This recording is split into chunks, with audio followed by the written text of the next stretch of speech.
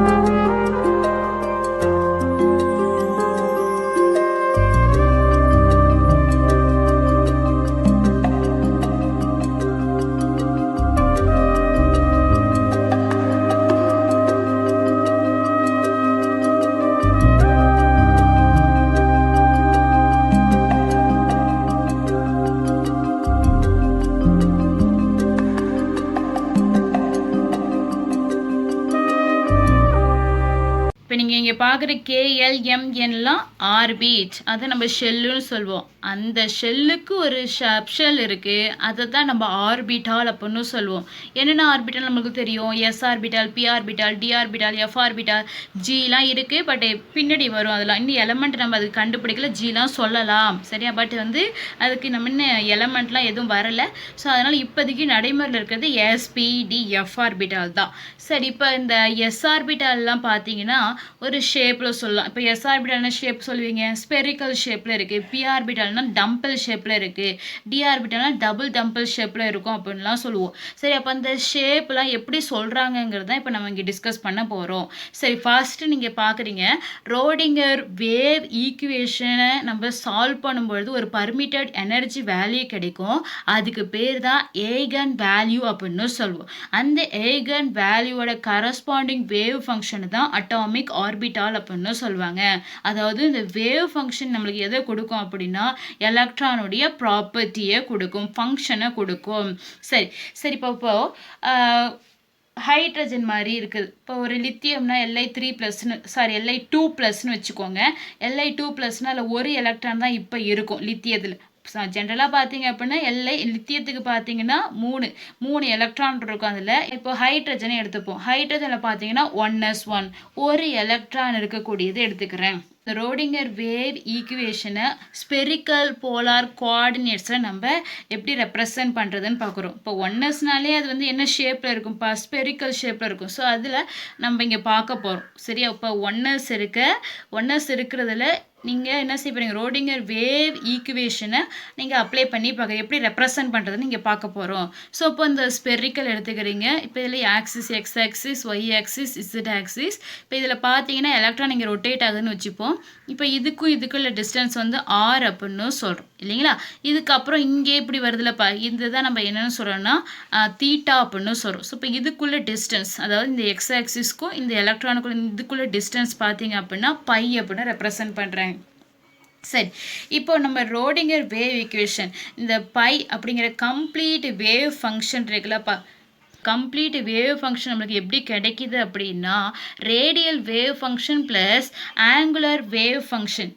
சரி, இது ரெண்டத்தையும் மல்டிப்ளை பண்ணி தான் நம்மளுக்கு இந்த கம்ப்ளீட் வேவ் ஃபங்க்ஷன் நம்மளுக்கு கிடைக்கிது. சரிங்களா. ஸோ அப்போ இந்த ஃபர்ஸ்ட்டில் இருக்குல்லப்பா ஆர், கேபிட்டல் ஆர், இங்கே ஸ்மால் ஆர், இது வந்து ரேடியல் வேவ் ஃபங்க்ஷனை குறிக்கிறது. பக்கத்தில் இருக்க அந்த எஃப் ப்ளஸ் ஜி இருக்குல்லப்பா, இது ரெண்டுமே எதை குறிக்கிறதுனா ஆங்குலர் வேவ் ஃபங்க்ஷனை குறிக்கிறது. இந்த ரேடியல் வேவ் ஃபங்க்ஷன் அப்படிங்கிறது ஒரு ஆர்பிட்டாலோடைய எனர்ஜி ப்ளஸ் சைஸ் நம்மளுக்கு சொல்கிறது வந்து ரேடியல் வேவ் ஃபங்க்ஷன். பட் இதோடைய ஷேப்பு ஆர்பிட்டல் மெயின் பார்த்துக்கோங்க, ஆர்பிட்டோட ஷேப்பை சொல்றது யார் அப்படின்னா ஆங்குலர் வேவ் ஃபங்க்ஷன் தான். சரிங்களா. சரி, இப்போ சை அப்படின்னு வச்சிங்களேன், அதுக்கு எந்தவித ஃபிசிக்கல் மீனிங்குமே கிடையாது. பட் அப்போது சை அப்படிங்கிறது எதை குறிக்குது அப்படின்னா ஆம்ப்ளிடியூட் ஆஃப் த எலக்ட்ரான் வேவை குறிக்கிறது. அது என்ன amplitude of the electron wave? இப்போ எலக்ட்ரான்ஸ் என்ன செஞ்சிட்டு இருக்கு அப்படின்னா இங்கே ஜம்ப் ஆகலாம், இங்கே ஜம்ப் ஆகலாம், இந்த மாதிரி ஜம்ப் ஆகிறது சொல்கிறது. இங்கெல்லாம் இருக்கலாம், குத்து மதிப்பாக இருக்கலாம் அப்படிங்கிற மாதிரி சொல்கிறது இல்லைப்பா, அதுதான் நம்ம சை அப்படின்னு சொல்கிறோம். ஸோ சைக்கு எந்தவித ஃபிசிக்கல் மீனிங்கும் இல்லை. பட் எலக்ட்ரான் இங்கே தான் இருக்குது, இந்த தான் இடத்துல அதிகமாக இருக்குது அப்படிங்கிறது ஒரு கரெக்டாக நம்ம ஓரளவுக்கு சொல்கிறோம் இல்லைப்பா. ஸோ அதை தான் நம்ம என்னென்னு சொல்கிறோம், இங்கே சை ஸ்கொயர் அப்படின்னு சொல்கிறோம். சரிப்பா, இதை வந்து மோஸ்ட்லி இந்த ப்ராபபிலிட்டி எலக்ட்ரான் ஃபைண்ட் அவுட் பண்ணுற அந்த ப்ராபபிலிட்டி பார்த்தீங்க அப்படின்னா நம்மளுக்கு பாசிட்டிவ் ப்ராபபிலிட்டினாலே பாசிட்டிவ் தான் வரும், நெகட்டிவ் வராது. ஸோ அப்போது என்ன செய்வீங்க அப்படின்னா இந்த மாதிரி மாடுலஸ் போட்டுடணும். சரிங்களா. சரி, இப்போ இந்த சை ஸ்கொயர்னா என்ன மீனிங் பார்ப்போம். Probability of finding the electron within the given volume of the space. அந்த அந்த வேல்யூம் ஆஃப் த ஸ்பேஸில் பார்த்தீங்க அப்படின்னா எலக்ட்ரான் வந்து எங்கெங்கெல்லாம் எலக்ட்ரானை காணக்கூடிய நிகழ்த்தகவு உங்களுக்கு அங்கே தான் இருக்கும், அதிகமாக இருக்கும். சரி, அந்த இடத்துல தான் இருக்குது அப்படிங்கிறத நீங்கள் சொல்கிறது தான் சை ஸ்கொயர் அப்படின்னு சொல்கிறோம். இந்த சை ஸ்கொயர் வந்து வேல்யூ வந்து வேரி ஆகும். சரிங்களா. எப்படி மாறும் அப்படின்னா இப்போ ஒரு ஸ்பெரிக்கல்னு வச்சுங்களேன்ப்பா, இந்த ஸ்பெரிக்கலில் பார்த்தீங்க அப்படின்னா இப்போ சென்டர் ஆஃப் நியூக்ளியஸுக்கும் இப்போ இங்கே இருக்க எலக்ட்ரான் இருக்குன்னு வச்சுக்கோங்க, இதுக்குள்ளே ரேடியஸ் மாறும். இப்போ இங்கே இருக்குன்னா எலக்ட்ரான் இருக்குன்னா இதுக்குள்ளே ரேடியஸ் மாறும் இல்லையா. ஸோ அப்போது ரேடியஸ் வச்சு மாறுது. அதே போல் ஆங்கிளை வச்சு சொல்லலாம் இல்லைங்களா. ஸோ இந்த மாதிரி ஆங்கிளை வச்சு நம்ம சொல்கிறோம் இல்லையா. சொல்கிறப்போ அந்த சை ஸ்கொயர் வேல்யூ வந்து வேரி ஆகும். அதாவது radial distribution of probability, another one is angular distribution of probability பார்க்கும் பொழுது சை ஸ்கொயர் வேல்யூ வந்து வேரி ஆகும். இந்த ரேடியல் டிஸ்ட்ரிபியூஷன் ப்ராபபிலிட்டி அப்படிங்கிறது எதை குறிக்குதுன்னா சென்டர் ஆஃப் நியூக்ளியஸ்க்கு அந்த டிஸ்டன்ஸ், இதுக்குள்ள இந்த எலக்ட்ரானுக்கும் அதுக்குள்ள அந்த டிஸ்டன்ஸை ரேடியல் டிஸ்ட்ரிபியூஷன் குறிக்குது. ஆங்குலர் வேவ் ஃபங்க்ஷன் அப்படிங்கிறது எந்த இடத்துல இப்போ இங்கே இந்த ஒரு பர்டிகுலர் ஆங்கிளில் இருக்குல்ல, ஸோ அதை வச்சு சொல்லி கிடைக்கிறது தான், அந்த இதில் வர்றது தான் வந்து நம்ம ஆங்குலர் டிஸ்ட்ரிபியூஷன் ஆஃப் ப்ராபபிலிட்டி அப்படின்னு சொல்கிறோம். ஸோ இப்போ இது ரெண்டுத்தையும் பார்க்கும் பொழுது சை ஸ்கொயர் வந்து வேல்யூ வந்து வேரி ஆகும். இது ரெண்டுத்துக்கும் பார்க்கும் பொழுது ஸோ நம்ம ஃபஸ்ட்டு பார்க்க போகிறது ரேடியல் டிஸ்ட்ரிபியூஷன் ஃபங்க்ஷனை வச்சு அங்கே எப்படி இருக்குது அந்த எலக்ட்ரானை பார்க்கக்கூடிய அந்த ப்ராபபிலிட்டி எப்படி இருக்குது அப்படிங்கிறத நம்ம பார்க்க போகிறோம் சரிங்களா. ஸோ இப்போ இந்த ரேடியல் வேவ் ஃபங்க்ஷன் அப்படிங்கிறது எதை சொல்கிறதுப்பா, சென்டர் ஆஃப் நியூக்ளியஸுக்கும் அந்த எலக்ட்ரான் இருக்கக்கூடிய அந்த டிஸ்டன்ஸ் தான் இங்கே குறிக்கிறது. இந்த ஆறு யூஸ்வலாக ரேடியஸை சொல்ல சென்டர் ஆஃப் நியூக்ளியஸுக்கும் அவுட்டர் மோஸ்ட் ஷெல்லுக்கும் ஒரு டிஸ்டன்ஸ் அந்த ரேடியஸ் இல்லை. இப்போ எலக்ட்ரான் எங்கே இருக்குது அந்த எலக்ட்ரானுக்கும் இந்த நியூக்ளியஸ்க்குள்ள டிஸ்டன்ஸ் தான் இந்த ஆறு வந்து உங்களுக்கு ரெப்ரசன்ட் பண்ணுது சரிங்களாப்பா. சரி, இப்போ நான் என்ன செய்கிறேன் அப்படின்னா ஹைட்ரஜன் ஆட்டம் எடுத்துக்கிறேன். அது ஒரு கிரவுண்ட் ஸ்டேட்டில் இருக்குதுன்னு வச்சுப்போம். ஸோ இப்போ கிரவுண்ட் ஸ்டேட்லனா லோயர் எனர்ஜி லெவலில் இருக்குது. இப்போ ஒரு ஹைட்ரஜன் இருக்குது இது இருக்குன்னா இப்போ இது வந்து கிரவுண்ட் ஸ்டேட்டில் ஆர்டினரி கண்டிஷன் இருக்குது. கிரவுண்ட் ஸ்டேட்டு ப்ளஸ் எக்ஸைட்டட் ஸ்டேட்னா நீங்கள் எனர்ஜி கொடுக்கும்பொழுது கிரவுண்ட் ஸ்டேட்டில் இருக்க எலக்ட்ரான் என்ன செய்வாங்கன்னா ஹையர் ஸ்டேட்டுக்கு போவாங்க. ஸோ அதுதான் நம்ம எக்ஸைட்டட் ஸ்டேட் அப்படின்னு சொல்லுவோம். சரிப்பா, இப்போ இங்கே ஹைட்ரஜனில் இருக்க எலக்ட்ரான் வந்து ப்ரெசென்ட் ஆயிருக்குன்னு வச்சுப்போம். ஸோ இப்போ இந்த ஷெல் ஃபஸ்ட்டில் இருக்கிறதுக்கு என்ன சொல்லுங்க, n = 1 அப்போ n = 1 n = 1 அப்படின்னா l = 0. நான் ஏன் இங்கே l = 0 அப்படின்னு போட்டிருக்கேன்னா இந்த ரேடியல் டிஸ்ட்ரிபியூஷன் ஃபங்க்ஷன் எதை டிபெண்ட் பண்ணியிருக்குன்னா n அண்ட் l, அதாவது பிரின்சிபல் குவாண்டம் நம்பரையும் அசிமுதல் குவாண்டம் நம்பரையும் டிபெண்ட் பண்ணி இருக்கும் சரிங்களா. அதனால தான் நம்ம இது ரெண்டுத்தையும் எடுத்துக்கிறோம். சரிப்பா, இப்போ என்ன செய்யலாம் அப்படின்னா n = 1 l = 0 எடுத்துக்கிட்டீங்க. இப்போ ஹைட்ரஜன் ஆட்டத்தை எடுத்துக்கிட்டீங்க.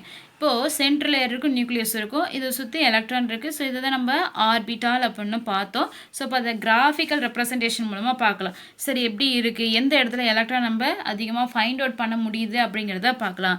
நம்ம இதை ரேடியல் டிஸ்ட்ரிபியூஷன் ஃபங்க்ஷன் இல்லையா, அது மூலமாக எலக்ட்ரானோட டென்சிட்டி எப்படி இருக்குது, எங்கே அதிகமாக இருக்குங்கிறத பார்க்குறீங்க.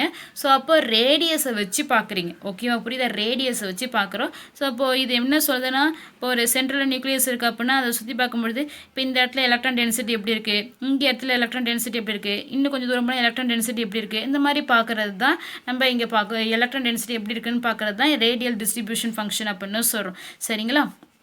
சரி, இப்போது இதை என்ன செய்கிறீங்க அப்படின்னா சென்டர் ஆஃப் நியூக்ளியஸ் இருக்குதுன்னு வச்சிங்களேன். நியூக்ளியஸ்க்கு அப்போ சுற்றி யார் இருப்பா, எலக்ட்ரான் வந்து ரொட்டேட் ஆகிட்டு இருக்கும். ஸோ இப்போ இந்த கிராஃபில் நீங்கள் பார்க்குறீங்க, இந்த இது வந்து 0ல் ஸ்டார்ட் ஆகுது. ஸோ இப்போ இதில் பார்த்தீங்க அப்படின்னா 5, 10 அப்படின்ட்டு ரேடியஸ் வந்து இன்க்ரீஸ் ஆகுது இந்த சைடு. இது மேலே இருக்கிறது வந்துட்டு அந்த இது, அதாவது எது அப்படின்னா ப்ராபபிலிட்டி ஆஃப் ஃபைண்டிங் தான் எலக்ட்ரானை தான் சொல்கிறோம். ஸோ இப்போ இங்கே ரேடியஸ் வந்து கிட்டக்க இருக்குது. இப்போ ரேடியஸ் கிட்ட பாருங்களேன், இப்போ எங்கே இருக்குது பாருங்கள், probability of finding the electrons வந்து மேக்ஸிமமாக இருக்குது. ஸோ அப்போ நீங்கள் ரேடியஸ் வந்து அதிகரிச்சுக்கிட்டே அப்படி போகிறீங்க, அப்போ ஆட்டோமேட்டிக்காக டிக்ரீஸ் ஆகுது பாருங்கள், டிக்ரீஸ் ஆகி உங்களுக்கு கீழே வந்துடுச்சு. ஸோ அப்போ என்ன சொல்கிறாங்கன்னா distance between the electron and nucleus decrease ஆகும் பொழுது, இப்போது சென்ட்ரலில் வந்து நியூக்ளியஸ் இருக்குன்னா இந்த நியூக்ளியஸுக்கும் எலக்ட்ரானுக்கும் இடையில டிஸ்டன்ஸ் வந்து கம்மியாகும் பொழுது probability of finding the electron வந்து இன்க்ரீஸ் ஆகும். எலக்ட்ரானை நீங்கள் அங்கே அதிகமாக பார்க்கலாம் சரிங்களா. டிஸ்டன்ஸ் குறையும் பொழுது இப்போ nucleus is the positive charge, electron is the negative charge. So இப்போ ஃபோர்ஸ் ஆஃப் அட்ராக்ஷன் பார்த்தீங்க அப்படின்னா அங்கே அதிகமாக இருக்குது, ரொம்ப கிட்டக்க இருக்கும் பொழுது அங்கே அதிகமாக இருக்குது சரி. அதனால தான் இங்கே கிட்டக்கே எல்லாம் இந்த பாசிட்டிவ் நெகட்டிவ் சார்ஜஸ் அட்ராக்ஷனில் கிட்டக்கே அப்படியே சுற்றிக்கிட்டு இருக்கு அப்படிங்கிறாங்க. அதாவது ரேடியஸ் வந்து கம்மியாக இருக்குது. ரேடியஸ் கம்மியாக இருக்கும் பொழுது சரிங்க, அதாவது இந்த எலக்ட்ரானுக்கும் ப்ளஸ் நியூக்ளியஸ்க்கும் மேலே டிஸ்டன்ஸ் வந்து ரொம்ப கம்மியாக இருக்கும் பொழுது அப்போ என்ன ஆகுதுன்னா எலக்ட்ரான் இங்கே அங்கே பார்க்க முடியுது சரிங்க. அங்கே எலக்ட்ரான் வந்து கிட்டக்கே சுற்றிக்கிட்டு இருக்குன்னு சொல்கிறாங்க. சப்போஸ் ரேடியஸ் வந்து அதிகமாக எலக்ட்ரானை பார்க்குறது அப்படிங்கிறது குறைஞ்சிடுது, மினிமம் ஆகிடுது. அங்கெல்லாம் வந்து நீங்கள் எலக்ட்ரானை பார்க்க முடியாது சரிங்களா. ஸோ அதுதான் இந்த கிராஃபில் காட்டுறாங்க. இப்போ உனக்கு ஃபஸ்ட்டு ஸ்டார்டிங்கில் பார்த்தீங்க அப்படின்னா எலக்ட்ரான் இங்கெல்லாம் கிட்டக்க நீங்கள் நிறைய பார்க்குறீங்க. பட் போக போக போக டிஸ்டன்ஸ் அதிகமாக எலக்ட்ரானை பார்க்குறதுங்கிறது அங்கே இருக்காது சரியா. அப்போது டென்சிட்டி வந்து அங்கே குறைஞ்சிரும். என்ன சொல்ல வருதுன்னு புரியுதாப்பா. சரி, இப்போது r = 0ன்னு வச்சிங்களேன். இப்போது ரேடியஸ் வந்து கிட்டக்க ரொம்ப 0 அந்த மாதிரி இருக்குன்னு வச்சிங்களேன். நீங்கள் வந்து அந்த எலக்ட்ரான் டென்சிட்டி வந்து அங்கே ψ² வந்து மேக்ஸிமமாக இருக்கும் சரி. இப்போ r² போட்டிருப்பாங்க. இந்த ஆறுங்கிறது ரேடியலை குறிக்கிறது. ஸோ அதனால தான் ஆர்னு கொடுத்துருக்காங்க. அதாவது எலக்ட்ரான் ப்ராபபிலிட்டி தான் இதுவும், அது ஒன்றும் தப்பு கிடையாது. அதே போல் இங்கே ψ² கூட நீங்கள் சொல்லிக்கலாம். r = 0 அப்படிங்கிறப்போ குவான்டிட்டி ஆஃப் ψ² எப்படி இருக்கும் அப்படின்னா மேக்ஸிமமாக உங்களுக்கு இருக்கும் சரி. சரிப்பா, இப்போ என்ன பண்ண போகிறோம் அப்படின்னா ஒரு ஆட்டம் இருக்குது. இப்போ அதில் 2 ஸ்பியர் இருக்குன்னு கன்சிடர் பண்ணிப்போம். இப்போ இந்த ஃபஸ்ட்டு ஸ்பியருக்கும் இதுக்குள்ள டிஸ்டன்ஸ் இந்த இங்கே எலக்ட்ரான் இருக்குன்னு டிஸ்டன்ஸ் பார்த்தீங்க அப்படின்னா இந்த இது வந்து ஆர் ரேடியஸில் சொல்கிறீங்க. இப்போ அடுத்த ஸ்பியர் கன்சிடர் பண்ணுங்கள். இப்போ இது உள்ளது ஆறு. இப்போ இதுங்களுக்கு இடையில இருக்க டிஸ்டன்ஸ் வந்து சேஞ்சஸாக இருக்குல்ல, அப்போ டிஃப்ரெண்ட்டாக இருக்குது டிஆர் அப்படின்னு சொல்கிறோம். ஸோ அப்போ டோட்டலாக இதுங்கிறப்போ இதுக்குள்ளே டிஸ்டன்ஸ் நீங்கள் சொல்கிறப்போ அந்த ரேடியஸ் சொல்கிறப்போ ஆறு ப்ளஸ்ஸு டிஆர் அப்படின்னு சொல்கிறோம். சரிங்களா? இப்போ ரேடியஸ் சேஞ்ச் ஆகும் பொழுது வேல்யூ கண்டிப்பாக என்ன செய்யும், சேஞ்ச் ஆகும் இல்லைங்களா? சரி, இப்போது அதனால தான் இங்கே வந்துட்டு கொடுத்துருக்காங்க உனக்கு வேல்யூ ஆஃப் தி ஸ்பியர் கண்டுபிடிக்க ஃபார்முலா என்ன, v = 4/3 πr³ இல்லைங்களா? ஸோ அப்போது இப்போது சேஞ்சஸ் டிஃப்ரெண்ட் ஆகுது. அப்போ டிவி டிஃப்ரென்ஷியேட் பண்ணுறீங்க. இப்போ எதை டிபெண்ட் பண்ணி அப்படின்னா ரேடியஸை டிபெண்ட் பண்ணி. ஸோ இப்போ டிஆர் மேலே வந்து டிவி. இப்போது dv divided by dr = 4/3 pi. So அப்போ இங்கே r³ டிஃப்ரென்ஷியேட் பண்ணுறீங்க. ஏன்னா ரேடியஸ் வந்து இங்கே சேஞ்சஸ் ஆகுது. ஸோ அப்போ டிஃப்ரென்ஷியேட் பண்ணும்பொழுது உங்களுக்கு என்ன கிடைக்கும், இங்கே டிஃப்ரென்ஷியேட் பண்ணும்போது முன்னாடி இருக்க 3 இந்த சைடு கொண்டு வந்தோம் இல்லையா? ஸோ அப்போ என்ன ஆயிரும் 3r. இங்கே வந்துட்டு இங்கே இப்போ என்ன இருக்கோ அது அப்படியே போட்டுட்டு -1 அப்படிங்கிறத போட்டுக்கணும். சரிங்களா? டிஃப்ரென்ஷியேட் பண்ணும்பொழுது இதுக்கு ஒரு ஃபார்முலாவே நீங்கள் படிச்சிருப்பீங்க. ஸோ அப்போ நாங்கள் பண்ணும்போது எனக்கு என்ன கிடைக்கிது, 3r² கிடைக்குது. ஸோ அப்போ இந்த 3யும் 3யும் நீங்கள் கேன்சல் பண்ணிடலாம். வரக்கூடிய வேல்யூனா dv / dr = 4πr² வரும். சரிங்களா? சரி, இப்போ அடுத்து இந்த dr அந்த சைடு கொண்டு போய்க்கோங்க. அடுத்து இந்த σ² ரெண்டு சைடும் நம்ம என்ன செஞ்சிடும், மல்டிப்ளே பண்ணிக்கிறோம். சரி, இப்போ இங்கே கிடைச்ச இந்த πr² σ² ப்ளஸ் நம்ம அந்த ரேடியஸ்க்கும் இடையில கிராஃப் லோட் பண்ணி பார்ப்போம். எப்படி வந்துட்டு ரேடியஸ் வந்து இன்க்ரீஸ் ஆகும் பொழுது எலக்ட்ரானோட டென்சிட்டி வந்து இன்க்ரீஸ் ஆகுது, அங்கே நம்ம அதை வந்து பார்க்க முடியுதா? எலக்ட்ரானுடைய ப்ராபபிலிட்டி வந்து பார்த்தீங்க, ப்ராபபிலிட்டி ஆஃப் ஃபைண்டிங் இந்த எலக்ட்ரான் வந்துட்டு அங்கே அதிகமாக இருக்கா, அந்த எலக்ட்ரான் டென்சிட்டி வந்து அதிகமாக இருக்கா இல்லை கம்மியாக இருக்காங்கிறத நம்ம கிராஃப் மூலிமா பார்க்கலாம். சரி, இப்போ அந்த கிராஃப் வந்து உங்கள் புக்கில் பேஜ் நம்பர் 47லேயே நீங்கள் பார்த்துக்கலாம். இப்போ நம்ம கிராஃப் எதுக்கு இடையில ஃப்ளோட் பண்ணுறோம் அப்படின்னா அந்த σ² ப்ளஸ் ரேடியஸுக்கும் தான் நம்ம கிராஃப் வந்து இங்கே ஃப்ளோட் பண்ணுறோம். ஸோ இப்போ கிராஃபை நீங்கள் ஃப்ளோட் பண்ணும் பொழுது உங்கள் புக்கில் வந்து இங்கே r² கொடுத்துருப்பாங்க. இது என்ன தான்னா σ² தான். சரிங்களா? நீங்கள் வந்து σ² கூட நீங்கள் போட்டுக்கலாம், தப்பு கிடையாது. ஸோ இப்போ இது ரெண்டுத்துக்குமே நீங்கள் கிராஃப் ஃப்ளோட் பண்ணும் பொழுது இது ஹைட்ரஜன் ஆட்டத்துக்கு நீங்கள் இங்கே பார்க்குறீங்க. சரிங்களா? இப்போ இந்த ஹைட்ரஜன் ஆட்டத்துக்கு பார்க்கும் பொழுது இங்கே பாருங்கள் மேக்ஸிமம் போயிட்டு இருக்கா. ஸோ இப்போ இங்கே ரேடியஸ் வந்து கம்மியாக இருக்குது, 1 2 3 4 அந்த மாதிரி போகுது. இங்கே 1 3 5 7 9 அப்படின்னு எடுத்திருக்கோம். ஸோ இப்போ ரேடியஸ் வந்து இங்கே கம்மியாக இருக்குது. கிட்டத்தட்ட இந்த பீக்கை பாருங்களேன். அப்போ இங்கே என்ன வந்திருக்கலாம், ஒரு 0.5. இங்கே வந்து 0ல் ஸ்டார்ட் பண்ணுவோம், இங்கே 1 இருக்குது அப்படின்னா இது ரெண்டுத்துக்கும் இடையில தான் பீக் வந்து நல்லாவே உங்களுக்கு கிடச்சிருக்கு. அப்போ probability of finding the electron வந்து மேக்ஸிமம் இருக்குது எங்கே அப்படின்னா 0.5ல் இருக்குது இல்லையா? ஸோ அப்போ அதுக்கப்புறம் பாருங்கள் ரேடியஸ் வந்து இன்க்ரீஸ் ஆகிட்டே இருக்கும் பொழுது அதுக்கப்புறம் நீங்கள் எலக்ட்ரானை பார்க்குறதுங்கிறது அப்படியே குறைஞ்சிருது பாருங்கள். இந்த இடத்துலலாம் நீங்கள் எலக்ட்ரானை பார்க்க முடியாது. அப்போ என்ன சொல்கிறாங்கன்னா எலக்ட்ரான்ஸ் வந்து ரொட்டேட் ஆகுதுன்னு வச்சுக்கிங்க.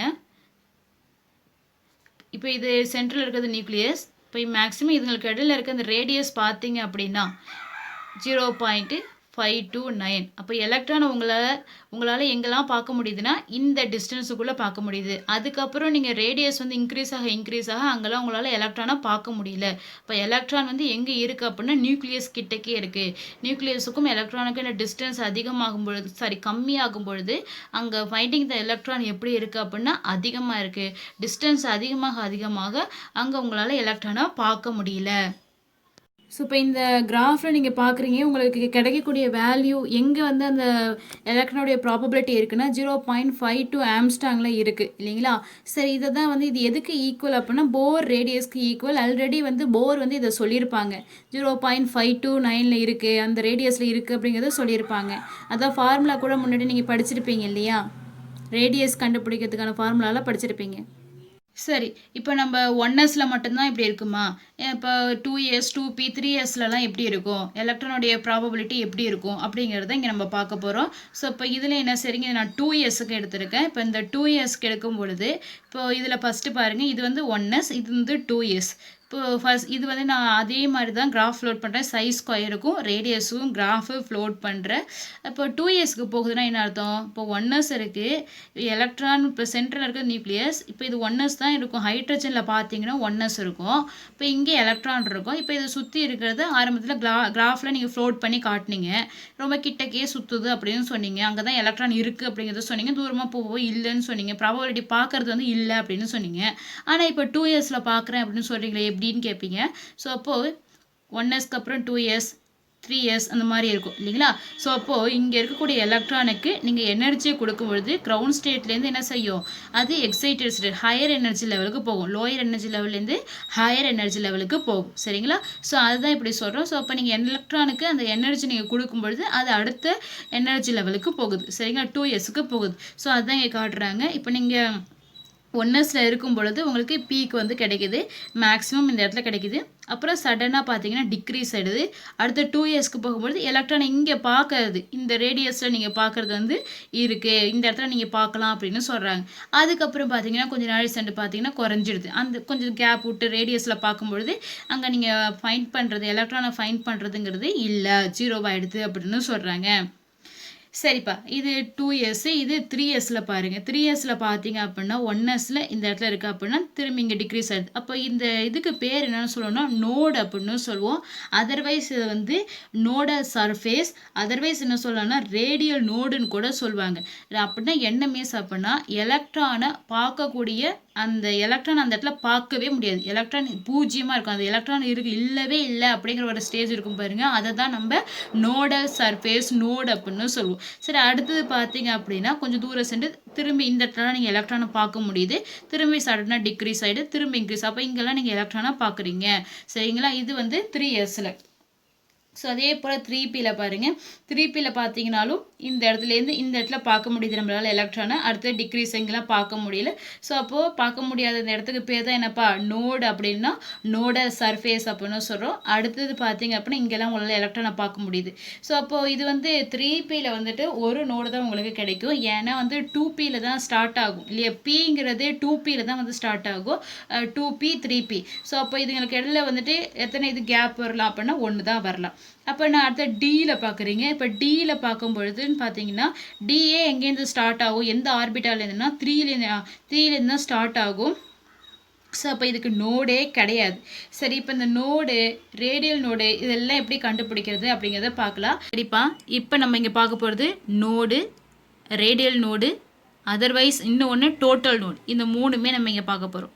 இப்போ நோடு எப்படி கண்டுபிடிக்கிறது, ஒரு எஸ் ஆர்பிட்டால் அப்படின்னா அதில் சிம்பிளாக நோடை கண்டுபிடிக்க ஃபார்முலா n-1. பி ஆர்பிட்டால் அப்படின்னா n-2. சரிங்களா. இப்போ நோடு ரேடியல் நோடு இது ரெண்டுமே ஒன்று, நோடல் சர்ஃபேஸ்னாலும் ஒன்று தான். சரிங்களா. சரி, இப்போது எனக்கு நோடு கண்டுபிடிக்க சொல்லுங்கள். இப்போ நோடு கண்டுபிடிக்க ஃபார்முலா நம்மளுக்கு என்ன, n-1. எஸ் ஆர்பிட்டால் தானேப்பா. இப்போ நோடு கண்டுபிடிக்க ஃபார்முலா n-1. ஸோ இப்போது n-1. இப்போ இங்கே இருக்கிறது n என்னம்மா 2, 2 - 1 1. அப்போ எத்தனை நோடு வரும் அப்படின்னா 1. சரியா. இந்த இடத்துல நீங்கள் எலக்ட்ரானை பார்க்குறதுங்கிறது 0வாக இருக்கும். சரிங்களா. 2sக்கு நோடு. இப்போது 3sக்கு சொல்லுங்கள் பார்க்கும். 3 - 1 2. உங்கள் புக்கிலே காட்டுறேன் இருங்க பாருங்கள். எலக்ட்ரான் பார்க்குறதுங்கிறது இங்கே பாருங்கள் 1 2. இப்போது 3 - 1 2. இந்த இடத்துல எலக்ட்ரான் இருக்காது. ஸோ அதை நீங்கள் விஷுவலைஸாக பாருங்கள். இங்கே பாருங்கப்பா, இது 1s, இது 2s. இப்போ இந்த இடத்துல எலக்ட்ரான் இல்லை இல்லைங்களா. ஸோ அப்போது 2sல பார்த்தீங்க அப்படின்னா ஒரு நோடு. அப்போது அடுத்து நம்ம 3s பார்ப்போம். 3sல பாருங்கள், இது 1s ஃபஸ்ட்டில் இருக்கிறது, இது வந்து 2s, இங்கே இருக்கிறது 3s. அப்போ நீங்கள் ஃபார்முலா அப்ளை பண்ணுங்கள், n-1 அப்ளை பண்ணுங்கள், 3 - 1 2. அப்போது ரெண்டு இடத்துல எலக்ட்ரான் இல்லாமல் இருக்கும். நம்ம என்ன சொல்கிறோம், நோடு இல்லைன்னா நோடல் சர்ஃபேஸ், அப்படி இல்லைன்னா ரேடியல் நோடு அப்படின்னு சொல்கிறோம். இதெல்லாம் நம்ம ரேடியல் வேவ் டிஸ்ட்ரிபியூஷனில் பார்த்துட்ருக்கோம். அப்போ ரேடியஸை டிபெண்ட் பண்ணி பார்த்துட்ருக்கோம். ஸோ இப்போ இதுக்கு பேர் ரேடியல் நோடு அப்படின்னு சொல்லுவாங்க. சரிப்பா, இப்போ நம்ம எடுத்துக்கு போட போகிறோம்னா 3sக்கு node, angular node plus total node கண்டுபிடிக்க போகிறீங்க. சரிங்களா. சரி, இப்போ இதில் நான் 3sல பார்க்குறேன். i² ப்ளஸ் ஆருக்கும் நீங்கள் கிராஃப் ஃப்ளோட் பண்ணதில் இந்த இடத்துல அதிகமாக இருக்குது. அப்புறம் எலக்ட்ரான் டென்சிட்டி இங்கே குறைஞ்சிடுச்சு. அதாவது இது நோடு அப்படின்னு சொல்கிறோம். திரும்ப இன்க்ரீஸ் ஆகுது, அடுத்து டிக்ரீஸ் ஆகி அப்புறம் இன்க்ரீஸ் ஆகுது. இப்போ இந்த இடத்துலலாம் உங்களால் அதிகமாக இந்த இடத்துலலாம் பார்க்க முடியுது. இப்போ இங்கே பார்க்க முடியுது, இங்கே பார்க்க முடியுது, நீங்களாம் பார்க்க முடியல எலக்ட்ரானை. சரிங்களா. சரி, இப்போ நோடு எப்படி கண்டுபிடிக்கிறது, யூஸ்வலாக எஸ்னாலே அதுக்கு n-1 யூஸ் பண்ணுங்கன்னு சொல்லி கொடுத்துருக்கேன். அது ஷார்ட்டாக நீங்கள் யூஸ் பண்ணிக்கிங்க. அப்படி இல்லை அப்படின்னா நீங்கள் radial node, angular node, total நோடெலாம் கண்டுபிடிக்கிறதுக்கு இப்போ நான் சொல்கிற ஃபார்முலா யூஸ் பண்ணுங்கள். அதாவது n-l - 1. இந்த n - l எதை குறிக்கிறது, இந்த n-l எதை குறிக்கும் அப்படின்னா பிரின்சிபல் குவாண்டம் நம்பர் n, Lங்கிறது அசிமுத்தல் குவாண்டம் நம்பர். ஆல்ரெடி உங்களுக்கு தெரியும் இந்த விஷயம். ஸோ இப்போ இது ரெண்டுமே, அதாவது ரேடியல் வேவ் அந்த ரேடியல் டிஸ்ட்ரிபியூஷன் ஃபங்க்ஷன் இருக்குல்லப்பா, எதை டிபெண்ட் பண்ணியிருக்குன்னா பிரின்சிபல் ப்ளஸ் அசிமுத்தல் குவாண்டம் நம்பரை டிபெண்ட் பண்ணியிருக்கும். அதனால தான் இங்கே எடுத்திருக்காங்க. ஸோ இப்போது இதில் வந்து 3s, அப்போது 3 மைனஸ் இங்கே இருக்கிறது வந்து எல்லோடைய வேல்யூ வந்து எதுலேருந்து ஸ்டார்ட் ஆகும்? 0 1 2 3 ஸ்டார்ட் ஆகும். எல்லோட வேல்யூ 0 அப்போனா SPDF இல்லைங்களா? இது வந்து எஸ் தானே, எஸ்ஸோடைய வேல்யூ என்னங்க? 0 மைனஸ் 1. ஸோ இப்போ உங்களுக்கு வேல்யூ 2. அப்போது இதில் எத்தனை ரேடியல் நோடு கிடைக்கும் அப்படின்னா 2. சரிங்களா? சரி, இப்போ இதில் ஆங்குலர் நோடு என்ன? ஆங்குலர் நோடுனா அசிமுத்தல் குவாண்டம் நம்பர் இருக்குல்ல, அதை தான் நம்ம ஆங்குலர் நோடுன்னு சொல்லுவோம். ஸோ இப்போ இந்த எல்லை தான் சொல்கிறோம். இப்போ இதோட இது 0, ஆங்குலர் நோடுப்பா 0. சரி, அப்போ டோட்டல் நோடு கண்டுபிடிக்க ஃபார்முலா என்ன? அதுக்கு n-1 அப்ளை பண்ணுங்கள். n-1 அப்படின்னா இப்போ இங்கே இருக்கிறது n என்ன? 3 மைனஸ் 1 அப்போ 2. பாருங்கள், 2 ப்ளஸ் 0 உங்களுக்கு 2. ரெண்டுத்தையும் ஆட் பண்ண ரேடியல் ப்ளஸ் ஆங்குலர் நோடு ரெண்டுத்தையும் ஆட் பண்ணி வர்றது தான் என்ன? டோட்டல் நோடு உங்களுக்கு 2. சரி, இதில் எத்தனை மேக்ஸிமம் கிடைக்குது, அது எப்படி கண்டுபிடிக்கிறது? அதுக்கு ஃபார்முலா n-l. n-l. ஸோ அப்போது மேக்ஸிமம் அப்படின்னா எத்தனை இடத்துல எலக்ட்ரான் வந்து அதிகமாக இருக்குது அந்த இடத்துல பார்க்க முடியுது அப்படின்னா 1 2 3 இது வரும் பாருங்க. ஸோ அப்போது என்னோடைய வேல்யூ 3 மைனஸ் எல் பாருங்க 0. ஸோ அப்போது 3. இப்போது 3 இடத்துல உங்களுக்கு எலக்ட்ரானை அதிகமாக நீங்கள் பார்க்க முடியும். ஈஸியாக இருக்கா இது? ஸோ இப்போ அடுத்து நீங்கள் பார்க்க போகிறது 3p. இப்போ இந்த 3pயில் இதே மாதிரி நீங்கள் radial node, angular node, total node போட்டு பாருங்கள். சரிங்களா? அதே போல் 3dக்கும் போட்டு பாருங்கள். ஸோ அப்போது 3pக்கு போடுங்க. 3pக்கு போடும் பொழுது வேணால் நான் இங்கே ஒரு ட்ரை பண்ணுறேன், 3dக்கு நீங்கள் ட்ரை பண்ணணும். n-l-1. ஸோ அப்போது n என்ன? 3. எல்லோடைய வேல்யூ இங்கே p அப்படின்னா 1 - 1. ஸோ அப்போது 1. அப்போது ஒரே ஒரு ரேடியல் நோடு இல்லைன்னா நோடு கிடைக்கும். சரி, ஆங்குலர் நோடுனா எல் தானே ஆங்குலர் நோடு 1. அப்போது இதில் ரேடியல் நோடு 1, ஆங்குலர் நோடு 1. இப்போ டோட்டல் நோடு கண்டுபிடிக்க ஃபார்முலா என்ன? n-1 இல்லைங்களா? ஸோ அப்போது n இங்கே என்னப்பா? 3 - 1 2. 1 + 1 2. அப்போது இதில் ஒரு ஆங்குலர் நோடு ஒரு ரேடியல் நோடு இருக்குதுன்னு தெரிஞ்சிட்டோம். சரி, இதில் எத்தனை மேக்ஸிமம் கண்டுபிடிக்க ஃபார்முலா என்ன? n-l. ஸோ அப்போது n என்ன? 3 மைனஸ் l என்னப்பா? 1. அப்போ 2. ஸோ அப்போ 2 மேக்ஸிமம், இந்த இடத்துல மேக்ஸிமம், இந்த இடத்துல ஒரு மேக்ஸிமம் கிடைக்கும். ஸோ இதே போல் நீங்கள் 3dக்கு ட்ரை பண்ணணும். சரிங்களா? அடுத்து நம்ம பார்க்க போகிறது ஆங்குலர் டிஸ்ட்ரிபியூஷன் ஃபங்க்ஷன். இந்த ஆங்குலர் டிஸ்ட்ரிபியூஷன் ஃபங்க்ஷனுங்கிறது ஆர்பிட்டாலுடைய ஷேப்பை பற்றி டிஸ்கிரைப் பண்ணுறது தான் ஆங்குலர் டிஸ்ட்ரிபியூஷன் ஃபங்க்ஷன் அப்படின்னு சொல்கிறோம். சரிங்களா? அப்போ இது எதை டிபெண்ட் பண்ணி இருக்கும் அப்படின்னா azimuthal quantum number plus magnetic quantum நம்பரை டிபெண்ட் பண்ணியிருக்கோம். மெயினாக வந்து அசிமுத்தல் குவாண்டம் நம்பர். சரிங்களா? சரிப்பா, இப்போ ஒரு ஆட்டம் இருக்குது அப்படின்னா இப்போ இந்த ஆட்டத்தில் வந்து சென்டரில் வந்து நியூக்ளியஸ் இருக்குன்னா அந்த நியூக்ளியஸை சுற்றி எலக்ட்ரானுடைய ப்ராபபிலிட்டியில் ஏற்படக்கூடிய அந்த சேஞ்சஸ் வந்து எதை டிபெண்ட் பண்ணி இருக்கும் அப்படின்னா அசிமுத்தல் குவாண்டம் நம்பரை டிபெண்ட் பண்ணி இருக்கும். சரிங்களா? சரிப்பா, இப்போ அடுத்து நீங்கள் பார்க்குறது அதுதான் இப்போ நான் சொன்னேன். ஆங்குலர் டிஸ்ட்ரிபியூஷன் ஃபங்க்ஷனுங்கிறது எதை டிபெண்ட் பண்ணி இருக்கும் அப்படின்னா குவாண்டம் நம்பரான azimuthal quantum number, another one is magnetic quantum number. மெயினாக சொல்லணும் அப்படின்னா அசிமுத்தல் குவாண்டம் நம்பரை டிபெண்ட் பண்ணியிருக்கோம். ஏன் அசிமுத்தல் குவாண்டம் நம்பர்னு சொல்கிறீங்க அப்படின்னா ஆல்ரெடி உங்களுக்கே தெரியும். இப்போது ஒரு ஃபஸ்ட்டு அந்த பிரின்சிபல் குவாண்டம் நம்பர்லேயே பார்த்துருப்பீங்க. அந்த அசிமுத்தல் குவாண்டம் நம்பர்லேயே நம்மளுக்கு தெரிஞ்சிடும் அது என்ன ஷேப்பில் இருக்குது, ஸ்பெரிக்கலா டெம்பிளா அப்படிங்கிறது, அது என்ன ஷேப்பில் இருக்கிறது அப்போயே உங்களுக்கு தெரிஞ்சிடும். பட் அதுக்கப்புறம் அது என்ன ஓரியன்டேஷனில் இருக்குங்கிற விஷயம் வந்துட்டு உங்களுக்கு எப்போ தெரியும் அப்படின்னா மேக்னெட்டிக் குவாண்டம் நம்பரில் தெரியும் இல்லையா? ஸோ அப்போ இந்த ஆங்குலர் டிஸ்ட்ரிபியூஷன் ஃபங்க்ஷனுங்கிறது மெயினாக எதை டிபெண்ட் பண்ணி இருக்குது அப்படின்னா அசிமுத்தல் குவாண்டம் நம்பர். அடுத்தது பார்த்தீங்க அப்படின்னா மேக்னெட்டிக் குவாண்டம் நம்பரை டிபெண்ட் பண்ணி இருக்குது. சரி, இப்போ ஆங்குலர் நோடுங்கிறது இங்கே நம்ம பார்க்க போகிறோம். ஆங்குலர் நோடுங்கிறது ஒரு பிளேனை குறிக்கிறது. ஸோ நான் அதை காட்டுறேன் எப்படி இருக்கிறது, அங்கே பார்த்தனோனுக்கு பிக்சர் மூலயமா காட்டுறேன். அதே போல் ஆங்குலர் நோடு வந்து எதுக்கு ஈக்குவலாக இருக்கும் அப்படின்னா அசிமுத்தல் குவாண்டம் நம்பருக்கு ஈக்குவலாக இருக்கும். ஸோ அதையும் உங்களுக்கு நான் காட்டுறேன், எப்படிங்கிறத சொல்லித்தரேன். இப்போ என்ன செய்கிறீங்க அப்படின்னா இந்த ஆங்குலர் டிஸ்ட்ரிபியூஷன் ஃபங்க்ஷன் இருக்குல்லப்பா, இது எப்படி வருது அப்படிங்கிற விஷயத்தெல்லாம் நம்ம இங்கே பார்க்க போகிறோம். ஸோ அப்போது நம்ம ஒரு எக்ஸாம்பிள் 1s இருக்கக்கூடியது ஒரு ஹைட்ரஜன் ஆட்டம் கன்சிடர் பண்ணிக்கோங்க. எல்லோடைய வேல்யூ 0 எடுத்துக்கும். அப்போ எம்மோட வேல்யூ என்ன தான் 0வாக இருக்கும் இல்லை, என்னோடைய வேல்யூ 1. அப்போ அது ஒன்னஸ்னாலே என்னோடைய வேல்யூ 1. அப்போ எல்லோடைய வேல்யூ என்னவா இருக்கும்? 0வா இருக்கும். எல்லோடைய வேல்யூ 0 அப்படின்னா எம்மோட வேல்யூ 0 தான். சரிங்களா? சரி, இப்போ இந்த ஆங்குலர் டிஸ்ட்ரிபியூஷன் இருக்கு இல்லையா, இந்த டிஸ்ட்ரிபியூஷன் ஃபங்க்ஷனுங்கிறது எதை டிபெண்ட் பண்ணது, எப்படி வரும் அப்படின்னா, அந்த இப்போ வந்து ஸ்பியர்னு வச்சிங்களேன், அந்த ஸ்பியருடைய ஆங்கிள் சரியா. இப்போ இந்த ஆங்கிளை பாருங்கள். இப்போ இந்த பிக்சரை பார்த்துட்டு இருக்கீங்க. ஸோ இப்போ X axis, Y axis, Z ஆக்சிஸில் இப்போ இந்த ஸ்பெரிக்கலில் பாருங்கள், இங்கே இருக்குல்லப்பா, இதுக்குள்ளே இந்த டிஸ்டன்ஸ் வந்து தீட்டா அப்படின்னு சொல்கிறோம். இப்போ இதுங்களுக்கு உள்ள டிஸ்டன்ஸ் இது வந்து ஒரு எலக்ட்ரான் ப்ரொஜெக்ஷனில் பார்க்குறீங்க. இப்போ இதில் பார்க்கும்போது இதுக்கும் இந்த பாயிண்ட்டுக்கும் இதுக்குள்ள டிஸ்டன்ஸ் வந்து நம்ம பையின்னு கன்சிடர் பண்ணிக்கிறோம். இப்போ இந்த பிளேனில் நீங்கள் பார்க்கும் பொழுது இதுக்கும் இதுக்குள்ள டிஸ்டன்ஸ் வந்து பையின்னு கன்சிடர் பண்ணிக்கிறீங்க.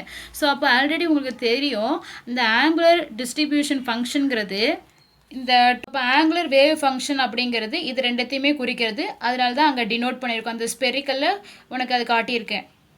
இப்போ இந்த ஸ்பெரிக்கலில் பார்க்குறீங்க தீட்டா ஆனது ஒன்று ஸ்பையே கன்சிடர் பண்ணியிருக்கீங்க.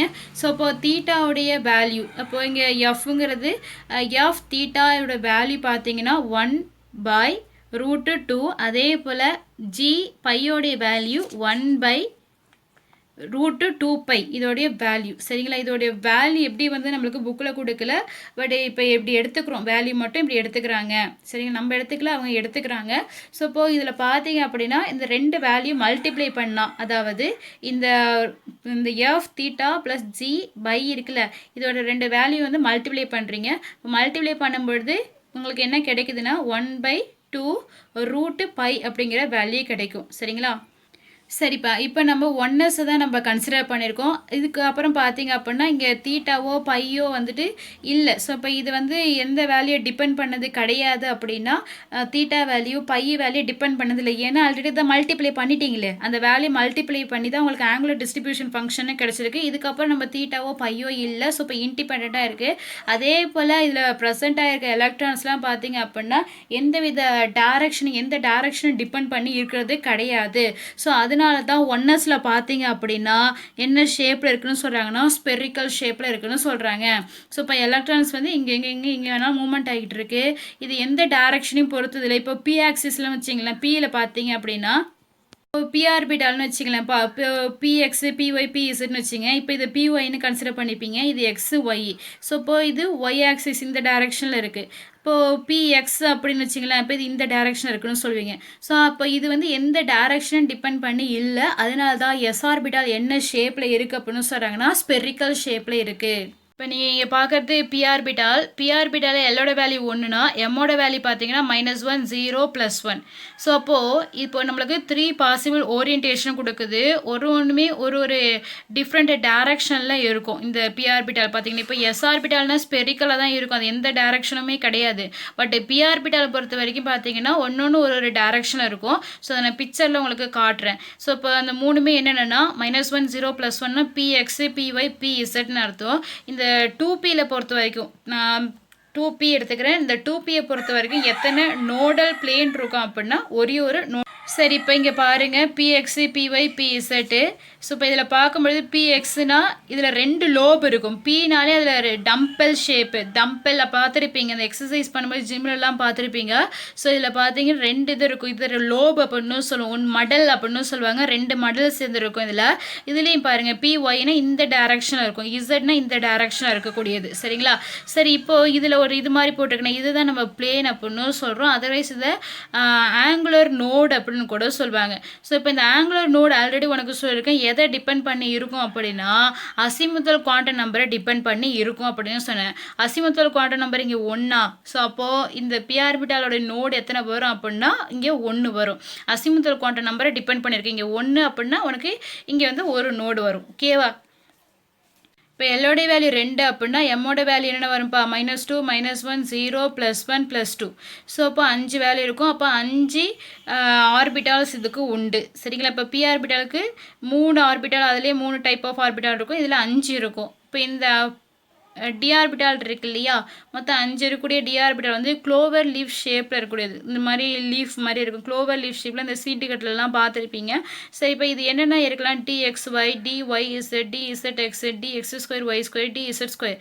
ஸோ இது எல்லாமே இதுதான் நம்ம வந்து இந்த மாதிரி பாக்ஸ் போர்டெல்லாம் நீங்கள் படிச்சிருப்பீங்க இல்லை, எலக்ட்ரானை வந்து நீங்கள் ஃபில் பண்ணுறப்ப ஃபில் பண்ணுவீங்க. இதுக்காக தானே நீங்கள் ஃபில் பண்ணுவீங்க. ஸோ அப்போ ஒரு பாக்ஸுக்கும் ஒரு ரெப்ரசன்டேஷன் கொடுக்கும். ஸோ அதுதான் இங்கே சொல்கிறோம். சரிப்பா, இதில் எத்தனை நோடு இருக்கும் அப்படின்னா 2 நோடல் பிளேன் இருக்கும். ஸோ இப்போ அதையெல்லாம் எப்படின்னு பார்ப்போம். நான் சொல்லி உங்கள்கிட்ட காட்டுறேன் எப்படின்ட்டு. இது ஜென்ரலாக நான் இங்கே 2Dயில் காட்டியிருக்கேன். உங்கள் புக்கில் வந்து 3Dயில் காட்டியிருக்காங்க. நான் 2Dயில் காட்டியிருக்கேன். ஸோ இப்போது இதில் டிஎக்ஸ்ஒய்னு வச்சுக்கோங்க. இதில் வந்து டிஆர்பிட்டல் வந்து டபுள் டம்பல் அப்படின்னா க்ளோவர் லீஃப் ஷேப் அப்படின்னு சொல்லுவாங்க. இப்போ இதை டம்பல்னா ஆல்ரெடி உனக்கு சொல்லிட்டேன். இந்த மாதிரி இருக்கிறது டம்பல் அப்படின்னு சொன்னேன். இப்போ இதை பாருங்கள், டிஎக்ஸ்ஒய்னா இந்த ஆக்சிஸ்க்கு இடையில இருக்கும். இது டி எக்ஸ் ஆக்சிஸுக்கும் ப்ளஸ் இந்த ஒய் ஆக்சிஸ், இந்த 2 ஆக்சிஸுக்கும் இடையில இருக்கும். இப்போ ஒய் இசட்னு வச்சிங்களேன். இது பாருங்களேன், இந்த க்ளோவர் லீஃப் வந்து இதில் மொத்தம் எத்தனை லோப் இருக்குன்னா 4 லோப். 1 2 3 4 4 லோப் இருக்கா. இந்த 4 லோபும் வந்து ஆக்சிஸ்க்கு இடையில இருக்கும். இதே டி இசட்எக்ஸ்னாலும் இதுவும் ஆக்சிஸ்க்கு இடையில இருக்கும். இதே டி எக்ஸ் ஸ்கொயர் ஒய் ஸ்கொயர்னு வச்சுங்களேன், ஆக்சிஸ்க்கு மேலே அலாங் த ஆக்சிஸ்க்கு மேலே அரேஞ்ச்மெண்ட்டாக இருக்கும். டி இசட் ஸ்கொயர்லேயும் 4 லோபு தான் இருக்கும். 2 லோபு வந்து இசட்டில் இருக்கும். பேலன்ஸ் இருக்கிற 2 லோபு அதை சுற்றி இந்த மாதிரி அரேஞ்ச்மெண்ட்டாக இருக்கும். ஓகேவா? ஸோ இதுதான் நம்ம வேல்யூ வந்து இங்கே -2 -1 0 +1 +2 அப்படின்னு நம்ம வேல்யூ கொடுத்துக்கிறோம்ப்பா. இப்போ நான் இங்கே காட்டியிருக்கிறது வந்து 2D, புக்கில் உங்களுக்கு காட்டியிருக்கிறது வந்து 3D. அதையும் நான் உங்களுக்கு காட்டுறேன். ஸோ உங்கள் புக்கில் காட்டியிருக்கிறது இது 3D. இதோ இதுக்கு இப்போ போட்டிருக்காங்களப்பா, இது வந்து பிளேன். சரிங்களா? இது வந்து நோடல் பிளேன் அப்படின்னு சொல்லுவோம். அதர்வைஸ் இது என்ன சொல்லுவோம்னா ஆங்குலர் நோடு அப்படின்னு சொல்லுவோம். ஸோ இப்போ இது எதை டிபெண்ட் பண்ணி இருக்கும் அப்படின்னா azimuthal quantum number. Azimuthal quantum number இங்கே 2. அப்போ இதில் எத்தனை இது ஆங்குலர் நோடு கிடைக்கும்னா 2. ஸோ இப்போ இதில் பாருங்கள், அசிமுத்தல் குவாண்டம் நம்பர் வந்துட்டு 1, p = 1 அப்படின்னு பார்த்தீங்க. ஸோ ஒரே ஒரு ஆங்குலர் நோடு தான் கிடைக்கும் உங்களுக்கு. இதிலே வந்து அந்த ஆங்குலர் நோடை உங்களுக்கு நான் காட்டுறேன். இப்போ இங்கே பார்த்தீங்கன்னா இந்த டிஆர்பிட்டாலாம் 2 நோடு இருக்குன்னு சொன்னேன், ஆங்குலர் நோடு இல்லையா. நோடுனா என்னப்பா, இந்த இடத்துக்கும் இந்த இடத்துக்கும் இந்த இடத்துல வந்து எலக்ட்ரானே இருக்காது. சரிங்களா? அதுதான் நோடு அப்படின்னு சொல்கிறோம். இப்போ நான் இங்கே வந்து ஆங்குலர் நோடு சொல்கிறேன். ஆங்குலர் நோடுனா இப்போ இந்த ஒரு பேப்பர் இருக்குன்னு வச்சிங்களேன், அந்த ஒரு பிளேன் பேப்பர் வச்சுப்போம், அது பிளேன் வச்சுப்போம். இது ஒரு பேப்பர்னு கன்சிடர் பண்ணிங்க. இப்போ இந்த எங்கே இருக்கலாம் அப்படின்னா, இப்போ இந்த ஒய்யில் இருக்கலாம், அதே போல் இந்த இடத்துல இருக்கலாம் இல்லையா. ஸோ அப்போது எக்ஸ். ஓகே, அப்போ இதில் 2 நோடு. அப்போ இதில் பார்த்தீங்க அப்படின்னா ஒய் ப்ளஸ் இசட்டு. இப்போ இதே மாதிரி ஒவ்வொன்றுத்துக்கும் பார்க்குறீங்க. உங்கள் புக்லேயே இந்த நோடுலாம் போட்டு காட்டியிருக்காங்க பாருங்கள் எல்லாத்துக்கும். சரி, அப்போ இதில் எப்படி நோடு வரும் அப்படின்னு ஒரு கொஸ்டின் வரும் உங்களுக்கு. ஸோ இதுலேயே 2 நோடு தான். இந்த மேலே இருக்கிறது ஒரு நோடு, இந்த கீழே இருக்கலப்பா இது ஒரு நோடு உங்களுக்கு. ஸோ அது ஒரு பேப்பர் வந்து அப்படியே சுருட்டி உள்ளே வச்ச மாதிரி. இப்போ எப்படி இருக்கும் அதோடைய ஷேப்பு, இப்படி இருக்குல்லப்பா, இதை சுற்றி டாட் மாதிரி இருக்கும். இந்த கேப்புக்குள்ளே அப்படி போயிட்டு வரும் அந்த இது, இந்த கேப்பில் இருக்கும் அந்த அரேஞ்ச்மெண்ட்டு. சரிங்களா? அதுதான் இப்படி காட்டியிருப்பாங்க. ஸோ இதுலேயும் 2 நோடு தான். அடுத்து நீங்கள் பார்க்க போகிறது எஃப் ஆர்பிட்டால். இப்போ எஃப் ஆர்பிட்டால்னால் எல்லோட வேல்யூ 3. அப்போ எல்லோட வேல்யூ 3 அப்படின்னா எம்மோட வேல்யூ என்ன இருக்கலாம்? -3 -2 -1 0 +1 +2 +3. அப்போ டோட்டலாக 7 பாசிபிள் ஆர்பிட்டால்ஸ் இருக்குது இல்லையா. ஸோ அப்போ அந்த ஆர்பிட்டால்ஸ் எல்லாம் இதை பார்த்துக்கோங்க. ஸோ இதோட டயக்ராம் கொஞ்சம் காம்ப்ளிகேட்டடாக இருக்கும். ஸோ இதோட டயக்ராமை நான் இந்த வீடியோவில் அட்டாச் பண்ணியிருக்கேன், அதை கொஞ்சம் பார்த்துக்கோங்க. இதில் மொத்தம் எத்தனை நோடல் பிளேன் வரலாம் அப்படின்னா 3 நோடல் பிளேன் வரும். இப்போது பிக்கு பார்த்தீங்கன்னா 1 நோடல் பிளேன் வரும், டிக்கு பார்த்தீங்கன்னா 2, இதுவே வந்துட்டு எஃப்க்கு பார்த்தீங்கன்னா 3 நோடல் பிளேன் வரும். தேங்க்யூப்பா.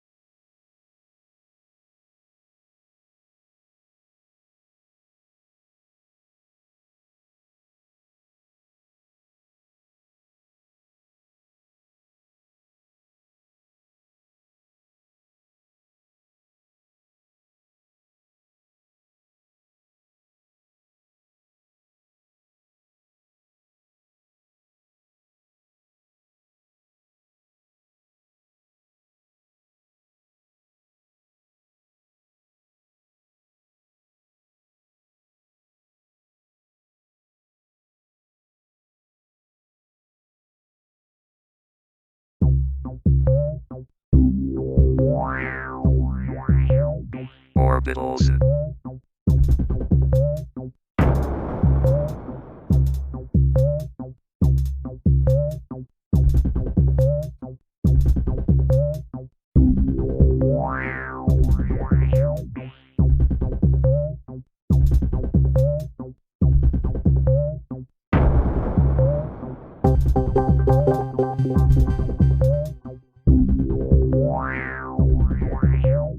Orbitals.